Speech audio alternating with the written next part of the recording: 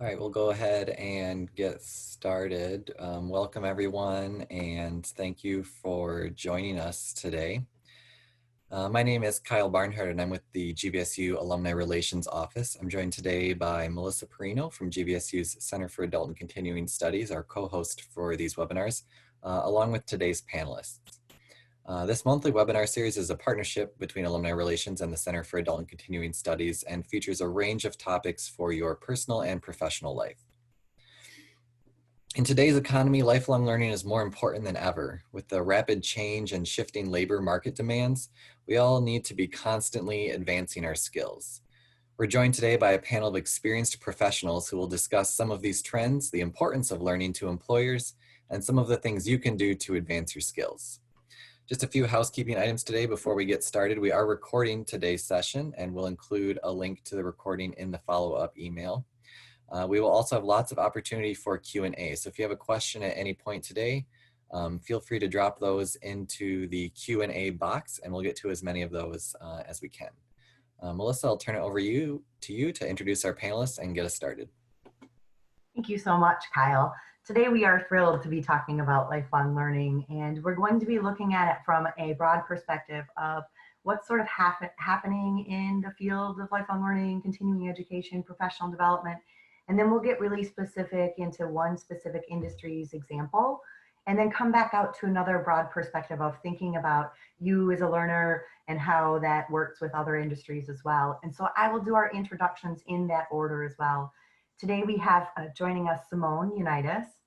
Simone is the Executive Director of the Center for Adult and Continuing Studies at Grand Valley State University. Throughout her career, she's been focused on adult learners and on creating access to learning opportunities. This is a passion that she discovered while teaching English language to managers in the banking industry in Costa Rica. Simone completed her undergraduate degree at the University of Michigan and has an interdisciplinary Ph.D. that is focused on extended and adult learning from Michigan State University. Welcome, Simone. Our second speaker is Toni Freeland. We are thrilled to welcome you today, Toni. Toni is a GVSU alum and the Director of Talent Acquisition at Wolverine Worldwide. Prior to this role, though, she spent more than 15 years in learning and development and also at Wolverine. As the Director of Learning and Development, she was responsible for all aspects of the company's global learning and development functions. Toni is also a passionate lifelong learner and a passionate about lifelong learning and growth. She launched an internal coaching office to provide global employees free, on-demand, and coaching services to help individuals remove barriers and grow and continue to build their skills and their careers. Welcome, Toni. We are glad that you are here today as well. And finally, last but not least, we also have Lisa Orlando here with us today. Lisa is an assistant director in the GVSU Career Center, where she is primarily focused on the needs of adult learners like those of you that are here today. And she helps them as a career advisor, helps specifically the LEADS adult degree completion learners. And she partners with people to create personalized plans for them that incorporate tools and strategies to enrich lives, embrace meaningful work, and create pathways to grow personally and professionally. Lisa has a bachelor's degree in business administration and a master's degree in organizational change leadership from Western Michigan University. So you see, we have three people who are passionate about lifelong learning, and part of lifelong learning means being engaged. And so we're going to give you all, the attendees, a challenge today and ask that you are engaged and that you submit questions for our panelists that we will pull in at the end. You can do that, as Kyle mentioned, through the Q&A box, and we'll manage that. So engage yourself, and I'm going to start by asking Simone a sort of prompt question to just sort of set the stage. Simone, you have many years of experience in continuing education. And how have you seen the programs or the opportunities change during your tenure, if you will? and where are we at today with what kind of opportunities we have for lifelong learning?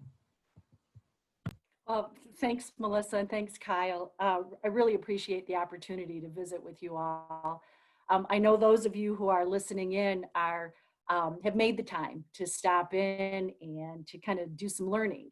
And I know that you have busy lives, you've got family, and those of you who have children are probably really challenged with what's going on out in our world and supporting your children in their lifelong learning adventure. So I really do appreciate it. I think that it's really nice that you've taken the time to do this, what I think of as kind of informal learning. And I think humans are kind of creatures of curiosity, right? We like to learn, we do it informally, we do it formally, and it's all the time, right?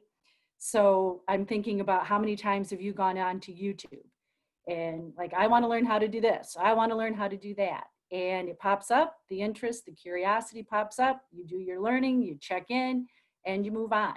And you have that piece of knowledge that you carry with you. And I think that's part of maybe addressing a little bit about the question you asked, Melissa, is like, what's changing in higher education? What's changing in the world of continuing ed, professional development? And I can say, at least this is my experience, that lots stays the same, right? We're still extremely interested and focused on preparing students and individuals, learners for that journey. How do you continue learning? And, you know, we do it through degree completion, baccalaureate degrees, master's degrees, through professional development. That's not changing. But I think what is changing is how we go about doing that. And it all kind of goes back to this idea of learning when it's the right time for you to learn, which might be a different time and a different situation for me or for Lisa or Toni. And we all have multiple demands. So to me, I think that's something that is really changing in higher ed and how we are adapting, how we're addressing the learner's needs. And that's not changing anything when it comes to baccalaureate degrees. We're still that's what we do in higher education. And that is definitely not at the expense of technical learning. A lot of us are really interested in technical learning. I think we would all agree that technical learning is something that's absolutely critical in our economy and our lives, and that's a constant learning thing. But because I'm in higher ed, we do look at the baccalaureate degree as a really important, essential skill, foundational piece, which forms all of those critical thinking skills, those problem-based skills, things that kind of set the stage for moving forward in our life journey of learners. But it's different now. There used to be a time when, you finished high school, you went and got your baccalaureate degree, and either A, you moved on to a great job, started working, or you went on to a master's degree, and then began picking up professional development learning opportunities through either an employer maybe who sponsored your learning opportunities, or maybe you picked up seminars along the way and continued learning that way.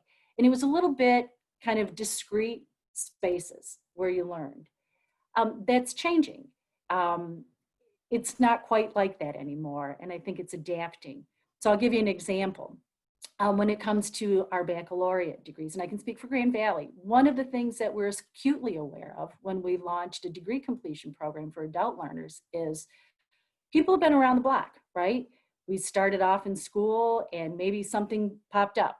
Maybe we did get that great job and said, hey, I'm going to take a break, I'm going to go to work, and I'll resume my education later.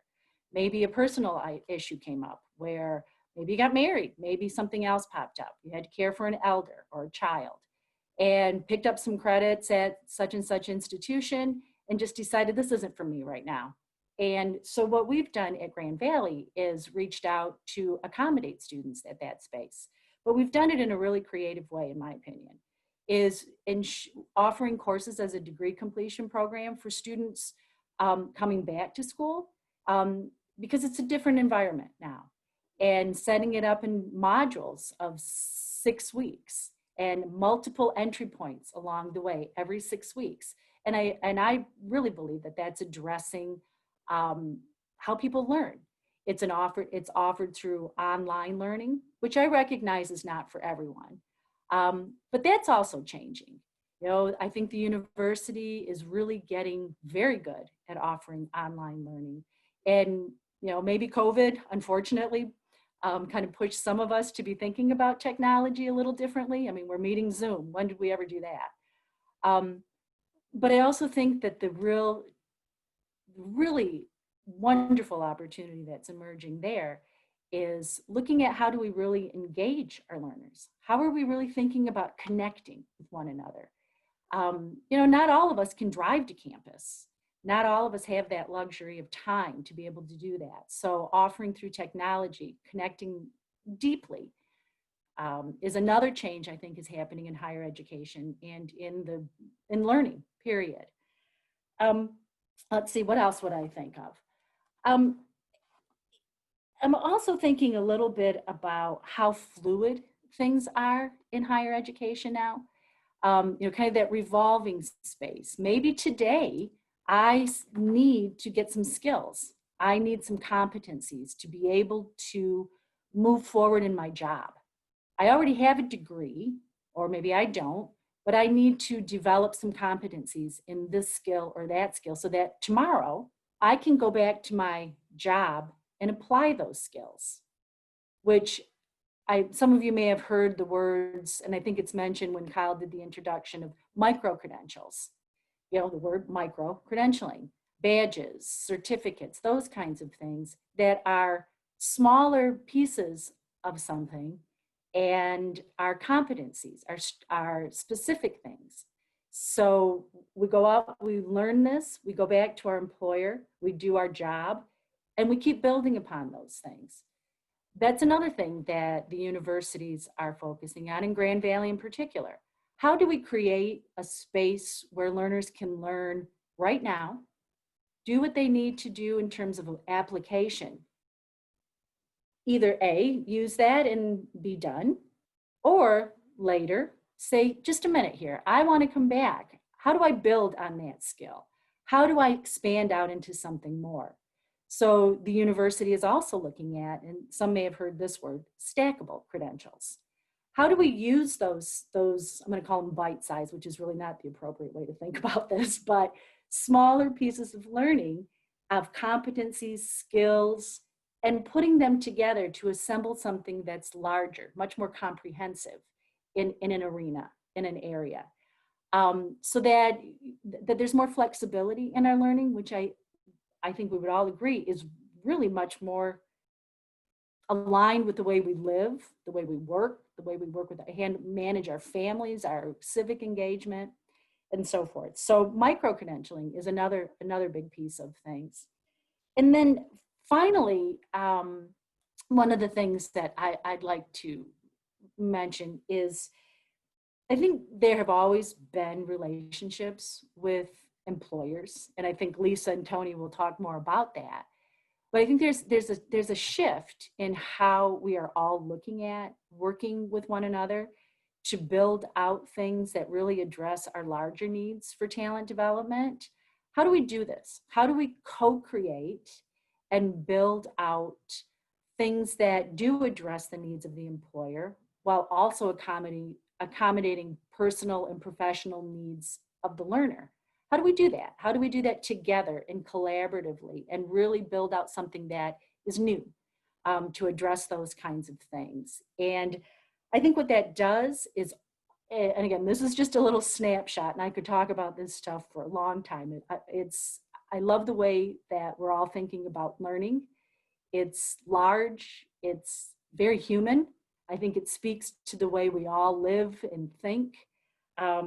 And most importantly, through collaborating, really thinking about those different ways of doing, engaging with our employers very differently, co-creating, focusing on the needs of both our personal and our professional expectations, to really build out things that not only enrich our own lives, but prepare us for this journey of continuous and lifelong learning. Thank you, Simone. That is spot on, and it is indeed changing, and it is indeed flexible. whether it's our journey or the offerings that you have. And I think your focus on the learner or the individual is much to be appreciated. And I think that's a great transition into thinking about what Toni may be able to share with us. And I'm also going to share, we don't need to answer it right now, but later we've already got a question about, I might need to switch careers given the current economy and situation of things. And so from an employer's perspective, you know, Toni, can you talk a little bit about, it is known, well known, that the value importance of lifelong learning is not lost by any means on employers, right? It certainly impacts the bottom line. And you've had experience both providing opportunities for learning and looking for talent. And so looking at maybe someone who is switching careers or broadly speaking, you know, what are you doing or what have you seen that makes sort of the candidates more viable or helps you say to an employee, you're ready to take the next step. Let's shift roles here. Would you speak a little bit to that? Yeah, sure. Thanks again for having me and for everyone taking the time to join us today. So I think being in the learning space and the talent acquisition space, it kind of gives me an interesting perspective, right? Both dealing with internal talent and kind of that desire to grow, build, you know, your career and your skill sets, as well as the external piece, which is, you know, looking at prospective candidates that want to join the organization and really trying to assess their learning and growth, that learning agility that's really becoming such a critical thing today. You think of the, you know, the ever-changing world. I like to do this exercise sometimes. I reflect with my kids and makes me feel really old, but we talk about the things that we didn't have, right? When, you know, 10 years ago, 15 years ago, whatever it may be. And one time I was reflecting on when I first started my career with Wolverine, you know, 20 plus years ago, how we were just breaking into using email, right? And I have to reflect sometimes when you think about, like, how did we get stuff done? Like, how did I actually communicate with people? Oh yeah, I physically walked over to them or I picked up the phone. So when we think about like the changing world, the skills, the technology, how the world has become so much smaller, right? That lifelong learning is critical. So I want to kind of approach this from two perspectives. When I put my learning and development hat on and I look at it from an internal kind of lens or landscape, you know, some of the things that we look at is when we're helping internal individuals grow and develop their skills. First is, where are you at today? And where do you want to be, right? Like, where are you trying to get from A to B? And maybe what are some of those skills, those experiences, those kind of important inflections, right, that you need to have? And that could be formal education, right, in terms of a degree. It could be going back for a second degree or a complementary degree. Sometimes that is also looking at, you know, some of those micro certifications, you know, kind of concentrated learning in a specific area.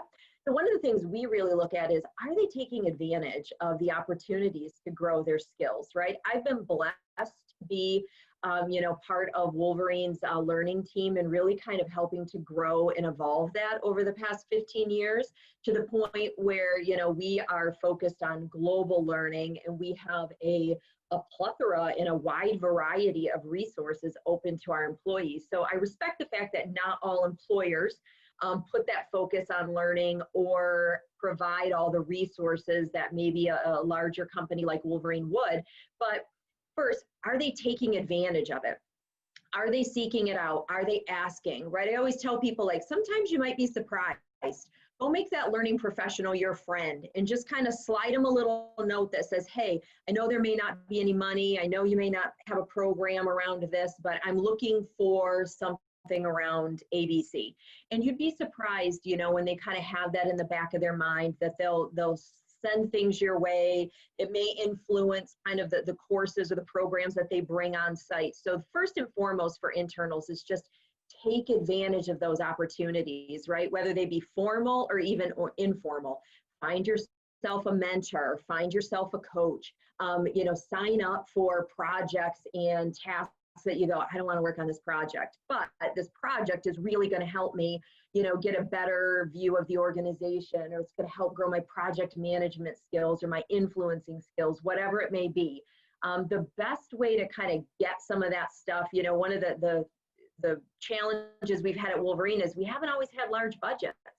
So we need to figure out how to do things kind of on the cheap, as they would say. And I've gotten pretty good at helping people figure things out on the cheap, right? Like, how do we get the skills, experience, competencies without necessarily spending money?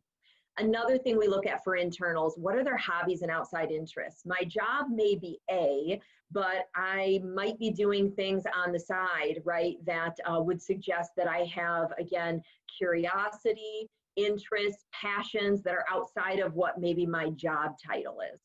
And then the third thing I would really say is, are they receptive and responsive to feedback? So, and this kind of bridges the gap with my talent acquisition role, right? I can't tell you the number of times that I will interview internal candidates for a job and maybe they're not ready quite yet. And so I always personally try to take the time to provide very detailed feedback on why they weren't selected for a role, something that they can use to action and grow themselves, so that maybe 6 months down the road, a year down the road, they would actually be, in consideration for the role.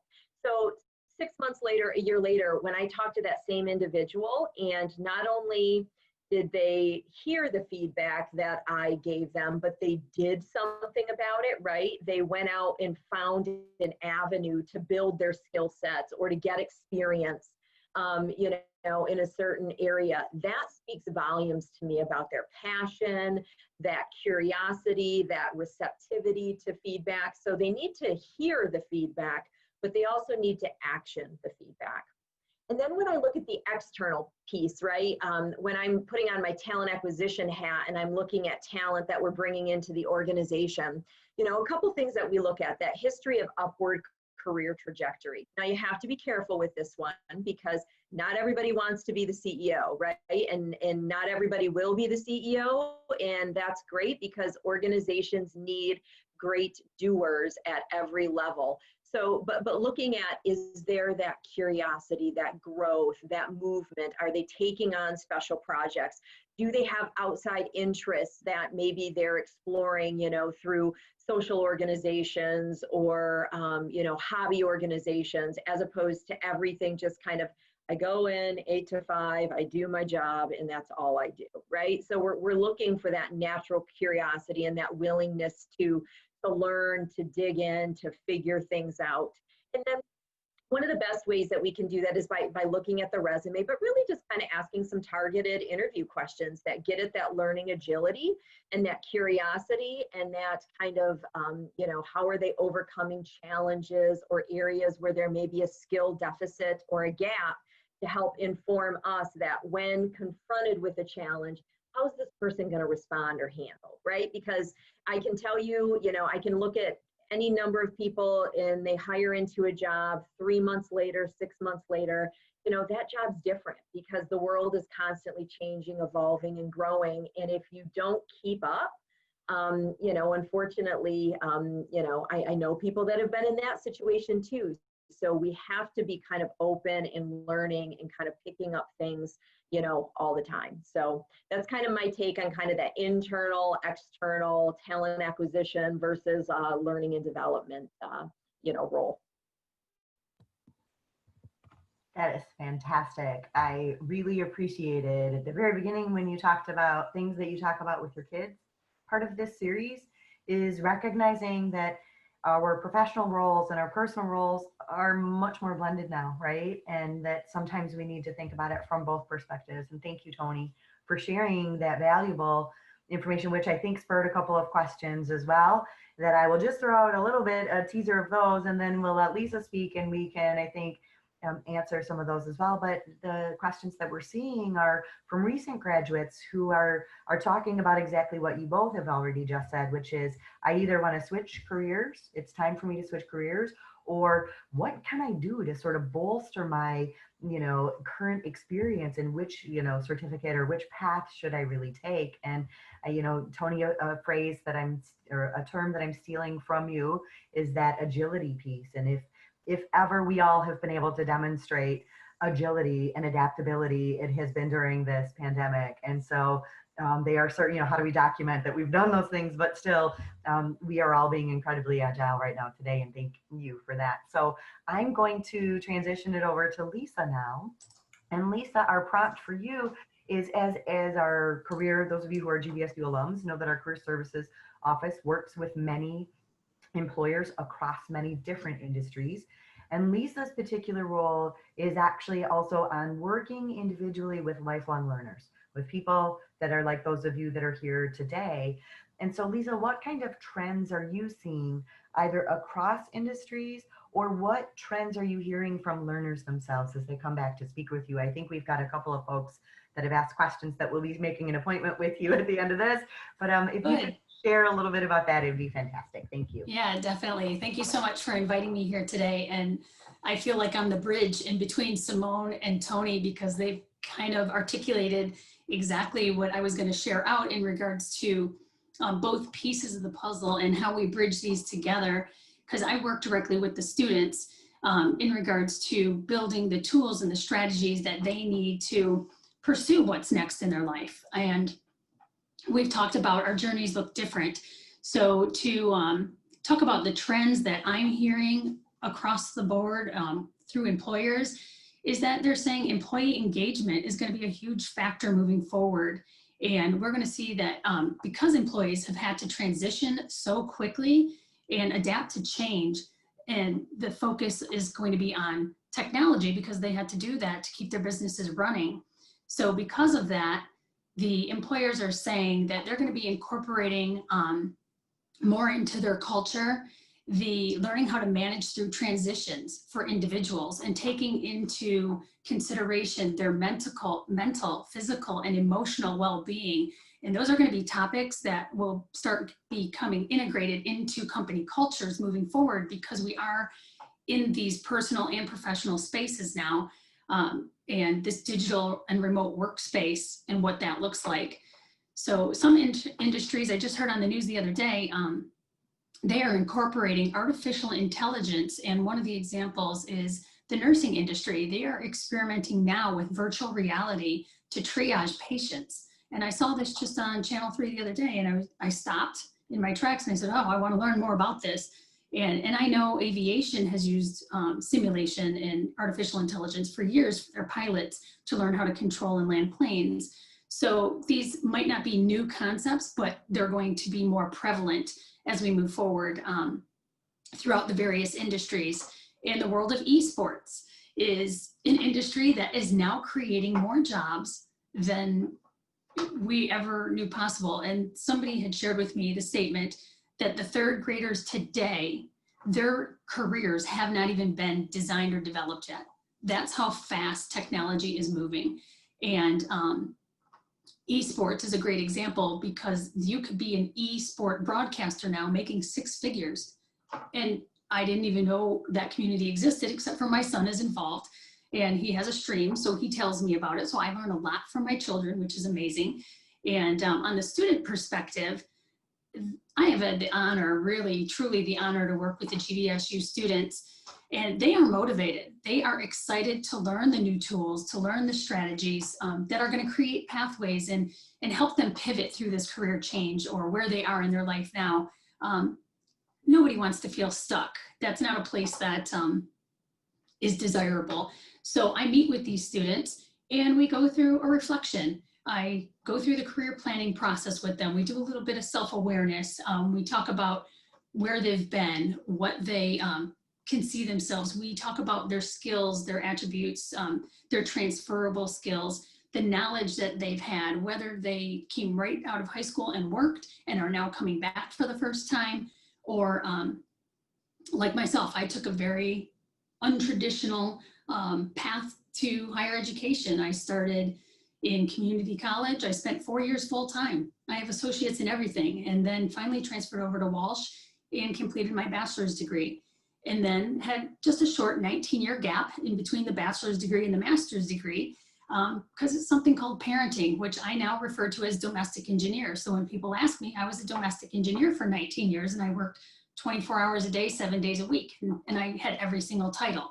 So when people come to me and they say, I graduated, life happened, I'm a single parent, and this is what I've been doing for the past 10, 12 years, what do I have to add? How can I get a job?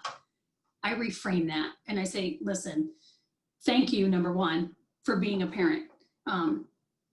that is a very challenging job. You work very, very hard every single day, and you don't get paid vacation, you don't get holidays, and you really don't even get a paycheck, but you get to see the smiles and the changes taking place with your children, and you're there for them. And that to me is a very honorable position. So when people come to me and say, I've just been a stay-at-home parent, it's like, oh, no, no, no. You have been way more than that.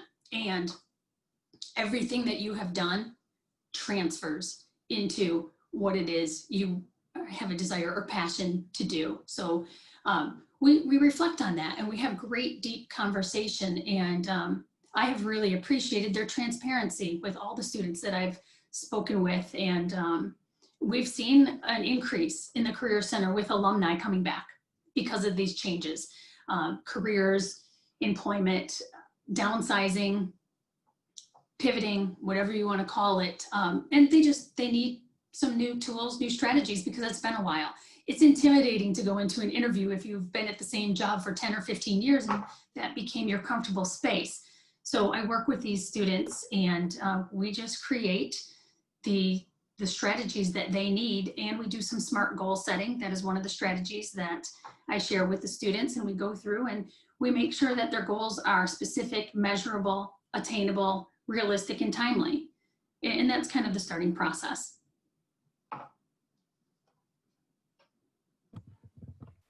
That is fantastic. Lisa, you must have had a peek into some of the questions that have actually been asked.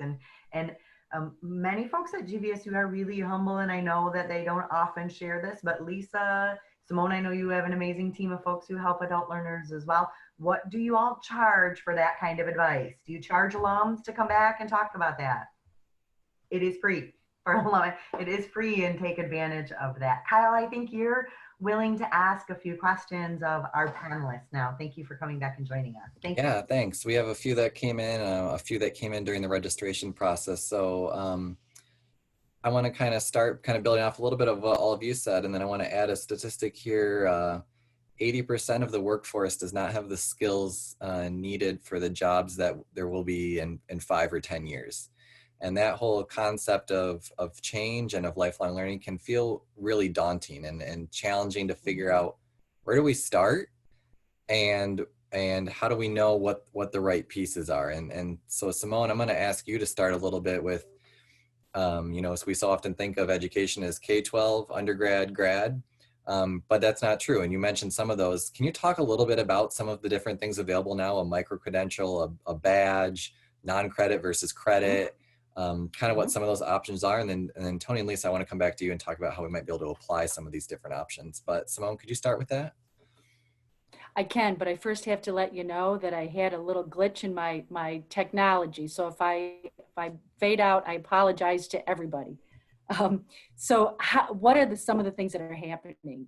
I think the university is listening to the employers and to our communities, and really looking at what are those things. For example, micro-credentialing and applied data analytics. There are certificates available at the undergraduate and at the graduate level here at Grand Valley. There are professional development opportunities. Some of my colleagues work with OSHA, so the occupational safety and hazard. There are opportunities there to enhance that are required. So there are multiple opportunities available both at the undergraduate and the graduate level. And more importantly, all of those spaces in between. As you begin thinking about, what do I need to do to upskill, reskill? I think about some certificates that are coming out or have been available through Grand Valley in hospice and long-term care, and palliative care rather. Think about that. How much is that evolving? It's a short certificate, something that can apply to your world, whether you be in the healthcare profession or whether you be an individual who is caring for someone.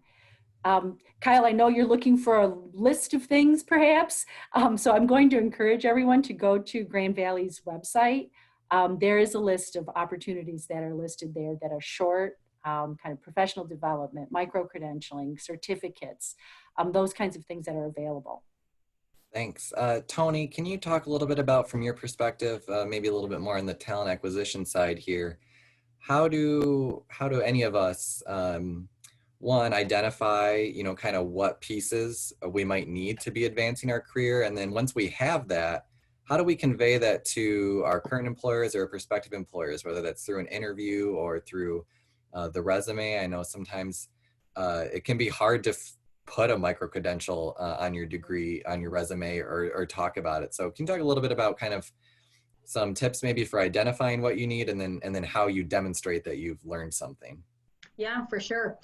So the identifying piece, again, every organization is different in kind of their level of resources and maybe sophistication in like the whole organizational development, talent development process. But at Wolverine specifically, so we have job descriptions, we do talent reviews, we have a career profile. So it's like an internal resume that we ask employees to update their skills, language skills, availability for relocation, special projects, certifications, training courses, right? All of those things. So I guess the first thing would be to find out like what options exist in your organization for how you might do that, right? So if you need to understand, like I am a marketing manager and I want to become a marketing director, what are the skills and competencies that are necessary for me to do that, right? Go talk to the marketing directors, go talk to your HR business partner, talk to your talent acquisition or your learning and development, professional, however many resources you have, tap, right? Because you get different ideas and perspectives. And then that will help you to identify, if it's not already identified for the company or the role, what skills might I be lacking? Another thing, and I just had experience doing this with my 18-year-old daughter. So she's worked in restaurant management, right? She's one of those resilient kids that had her senior year taken away from her because of COVID. And instead of sitting back and throwing herself a little pity party, she went back to McDonald's for the third time, got promoted into a shift manager. And then, after 6-7 months was like, I don't want to work in fast food. And a bank job came open. And, she's like, oh, I have a resume. And I said, you have your resume for McDonald's. That resume isn't going to apply for the resume for this bank job. So I sat down with her and we looked at the bank job and said, okay, so what skill sets does that call out? Cash handling, customer service, right? And then I walked her through how to call those things out on her resume to showcase that she does indeed have that experience. She may not have been a bank teller before, but she's had cash handling, she's had customer service, she's dealt with stressful situations and difficult people, right? Which are all kind of common skill sets and traits that a bank teller needs to have. So it's really from a talent acquisition side, then looking at what is that job I'm trying to get and how do I showcase the skills that I do have that may not be apparent. I loved what Lisa said about the parenting, right? So many times you get people that come in and say, well, I've never done this, or I've never been in this job. Okay, well, what are those transferable skills and competencies that you have that you can showcase that make that employer kind of pause and say, might they have this experience, right? Might I be able to dig into this a little bit more? So, kind of, I could go on and on about that, from an answer perspective, but that would be my high level recommendation. Use the resources, find out what the skill set and the competencies are, and then do your best to either gain those, skill sets and competencies or show other avenues in which you've exercised those skill sets and competencies. Thank you for that. So great. Lisa, I'm wondering if you can talk a little bit about, maybe offer some advice for people who are taking the first step here.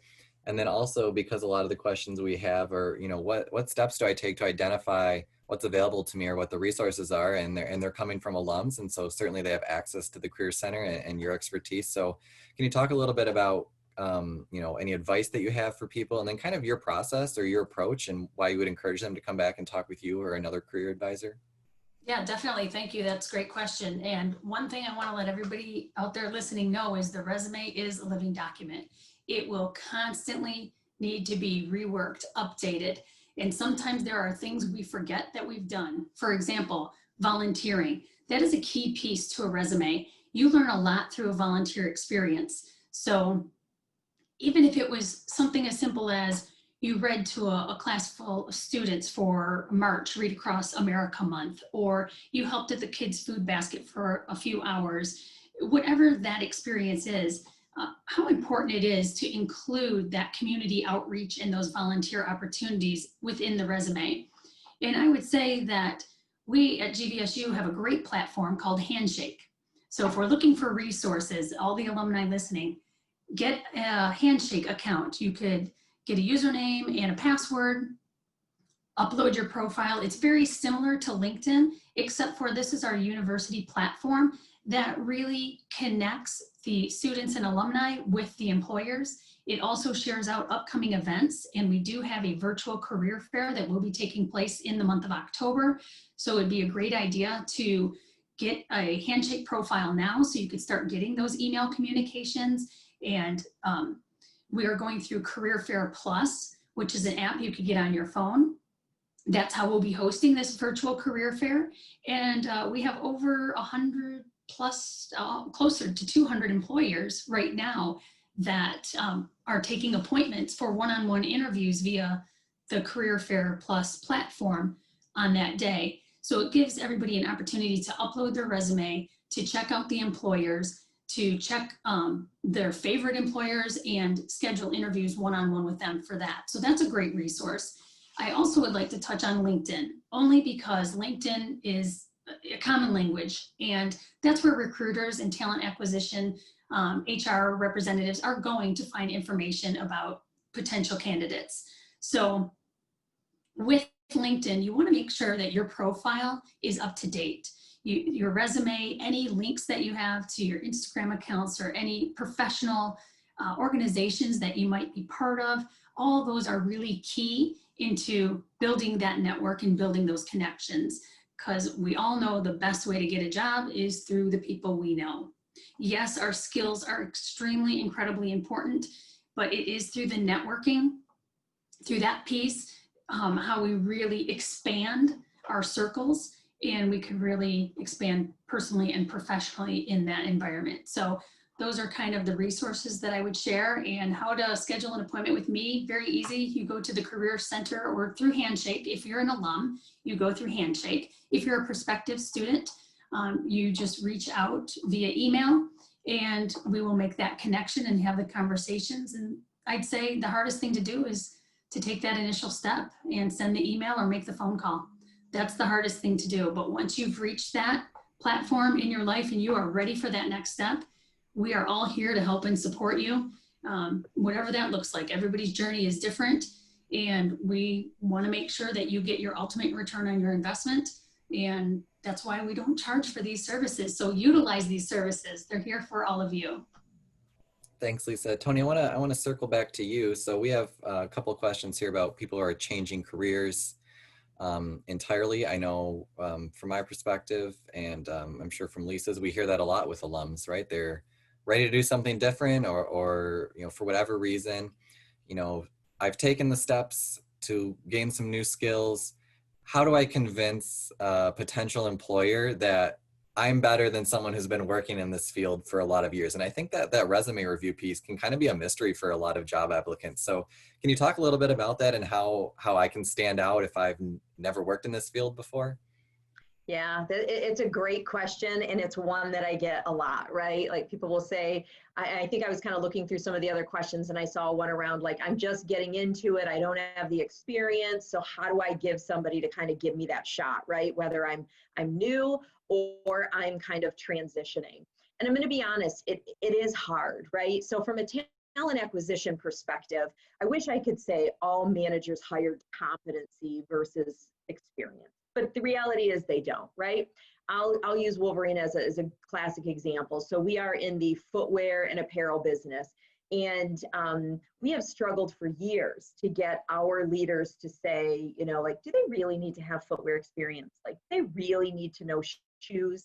Like, we can teach them shoes, right? If they're designing something, if they're marketing something, you know, finance, whatever it might be, you know, do they have to have this kind of discipline in their background, because it limits our candidate selection.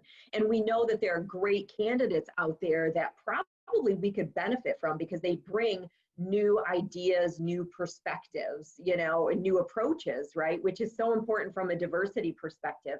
So I guess I would have two pieces of advice if I had to summarize it. The first one would be, again, do that resume review, right? I think Lisa said it, the resume is a living, breathing document. I can't tell you the number of resumes that I get, one, where I look at it and I'm like, why did you apply for this job? Right? Like I can't tell based on any of your past jobs, your history. So what that tells me is one of two things. Either they're just sending in a resume for every job that they see, hoping something sticks, or two, they're not doing their due diligence. They think that they have transferable skills, knowledge, experience that will make them a great fit for that job, but they're not calling that out on the resume, right? So one job that I just posted recently, we had over 250 resumes. So that's one job, right, that my recruiter has. And so to scan through 250 resumes, what we really look for is where's the job title a match? Where are the job duties a match? If that's not a match, where are those transferable skills? So if my job calls for, strong problem solving skills, show me somewhere on that resume. And I tell people, be obvious, right? Like, don't make anybody read between the lines, right? If you still want to do a cover letter, write in your cover letter that, this position requires strong problem solving skills. Here's other roles that I've, done that demonstrate this. So you kind of dummy proof it a little bit.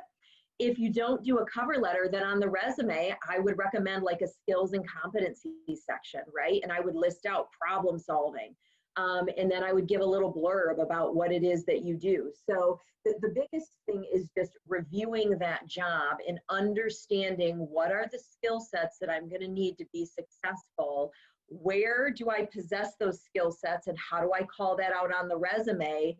Where I don't have those skill sets, right, then what can I do to go in and try to close the gap? So maybe that's a LinkedIn learning course. Maybe that's a micro certification, right? And not everyone has the ability to always go back to school, for a variety of reasons. And sometimes that's not what is needed. What recruiters, what learning professionals, what hiring managers are looking for is that there's that awareness and acknowledgement that there's a skill gap there and there's that willingness to do something about it, right? Like, none of us can be skilled in everything, but when I'm aware that I have a gap or a deficiency, what am I doing to close that gap in deficiency? Again, I could talk forever on that, so hopefully I'm trying to keep them to like 2 minutes, Yeah, which is super hard actually. Right. Right. No, it's a great answer. And Toni, one of the things you mentioned was not everyone is able to come back and do more. And Kyle, I think were you willing? There was a question that came in about, tell me a little bit more about the our lifetime learning commitment. Are you willing to answer that live? Yeah, and I'll get to that. And I have one more question for our panelists, and then I want to talk about L3 for a minute. But a couple of questions we got in the registration process, and then one that came in live too was, as a result of the pandemic, a lot of organizations are pulling back on their professional development budgets. Personal budgets have gotten tighter. So this is for any of you. What recommendations do you have for individuals to keep sharpening their skills? And then to kind of, in addition to that, how do we know when if we're finding something online, how do we know that that's valuable and worth our money? Well, first and foremost, I would encourage everybody to look for the free resources, because yes, there are cutbacks, but there's also so much information at our fingertips on this internet. So LinkedIn has free courses, and Coursera and a whole plethora of other learning institutions. It's focused even on like financial based and industry based free learning.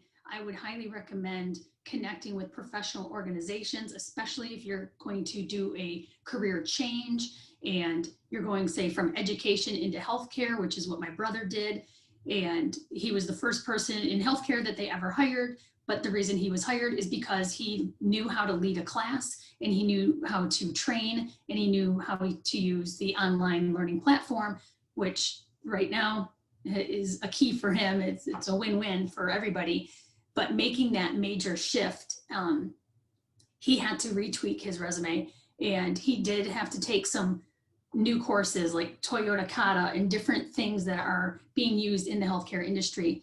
So look for certifications, look for the badges, the certificates, things that are cost effective. Maybe ask your employer if they offer tuition reimbursement. Sometimes we don't even know what's in our own benefit package because it's not shared, or we've been there so long we just haven't revisited it. So Toni might be able to respond a little bit more directly to that. But it's just a question. The worst somebody could say is, no, we don't offer it. And then you say, thank you very much. And then you can create your plan, set your goals, and achieve those next level things for yourself. Yeah, I would kind of piggyback off of that a little bit. Like I said, make friends with your HR business partner, your talent acquisition, your learning professional, right? I think of a woman who, you know, and she's a friend of mine. So I lovingly refer to her as my learning pest, because we never had enough money. We never had enough dollars to do what it was that she wanted to do. Wolverine was great at throwing, you know, development programs and putting development opportunities out there that would benefit the masses. But if you had a very specific targeted need in your discipline, it was difficult to get that. So what this woman did was just partnered with me, told me what it was she was trying to do, asked me for what she could take advantage of now, what programs, what recommendations I might give her, what projects I could think of that might help her get some of these skill sets. And then every 6 months, she reached out to me with, you know, hey, anything. And the success story in that is that I carved out dollars for her where I did not have dollars because of that dedication. If I had 100 people that had that dedication to their development, and she knew the only way she was going to get it was to be tenacious, right? Now there's a borderline between, you know, tenacity and aggressiveness. You know, but she managed that perfectly, and went on to, I secured funding to help her get additional funding for her master's degree. She went on, she got her master's degree at the age of 50 plus, and was just recently promoted to a senior director. So, you know, be your own advocate, because if you're not pushing for it, nobody else is going to push for it. And use those resources, because while they may not have the dollars, they can probably say, here's a resource, right? I had a gentleman in Canada that wanted to, similar thing, wanted to get some development. I didn't have any dollars, but I said, hey, here's this resource that I've been vetting, right? It's called eCornell. It's a division of Cornell University. They do online learning programs. I've done a couple myself. They're $200, right? They're really good. They're like online, they're robust, they have a project, they challenge you. So when you tap those resources, you'll be pleasantly surprised by, one, how willing people are to help you, and two, what ideas you get that kind of lead you on to, you know, finding those free or inexpensive resources. Thank you. Simone, I want to come back to you real quick here. We've got about 30 seconds. I just wonder if you have any final lifelong learning wisdom or final advice that you want to impart on our attendees here before I talk about L3, and then we'll wrap it up. Sure. Not too much, other than as I'm so struck by the conversation that we're having and the notion of curiosity and advocating for yourself and exploring all of those parts and pieces of yourself. And I'm just very much struck by that. And I think that's a hallmark of who we are as learners and who we are as individuals. We need to expand on that and really honor that in ourselves. I know that's my thought. Thank you. To answer our question about the lifelong learning commitment, that is Grand Valley's commitment to all of our alums to be with you through your lifetime, to support your career development and your ongoing learning. The Laker Lifetime Learning Commitment, L3 as we abbreviate it, is a comprehensive and holistic set of services that the university is providing to our alums at no cost. So as Lisa mentioned, that includes lifetime access to the Career Center and the career counselors, whether you're looking to upskill, reskill, change jobs, need your resume reviewed, anything and everything. It also includes alumni networking and professional developments like this. We will help you connect to other professionals in your current field or a field you're looking to move into. And then Significantly, it includes a $1,000 account for every alum to come back to Grand Valley and take some additional coursework. Credit bearing could be a single class, it could be a badge, a certificate, a master's degree, another undergrad degree, and that's, you don't have to do anything to attain that other than be admitted to the university and sign up for classes, and we'll automatically apply that $1,000 to your account. So, and I'll also add on to that, if you are thinking about it or unsure, you can reach out to Lisa, you can reach out to anyone at the Career Center, anyone from Melissa or Simone's shop, our admissions office, any member of our staff will be happy to sit with you and talk about kind of your goals and figure out if Grand Valley is the right fit and what program that might be. So Melissa, do you want to wrap it up while I drop a few links in the chat here? Absolutely. Thank you, Kyle. Great explanation as well. I first and foremost want to thank our participants today. Thank you for joining us. Thank you for, as you've heard the thread throughout, being curious about what is this and advocating for your own learning. Stay curious and keep learning. Kyle is setting some links in the chat right now, but he will also, when we send out this recording, we'll send you a link to a YouTube recording of this, and then we'll also include some of those links in there as well. And I want to also, most importantly, thank our speakers that were willing to take time to carve out time today to share your experience, share your perspective, share your knowledge, and most importantly, be lifelong learners yourselves. So thank you and have a great day, everyone. We will be here again next month and the following, so we hope to see you back. Take care. Thank you. Thank you.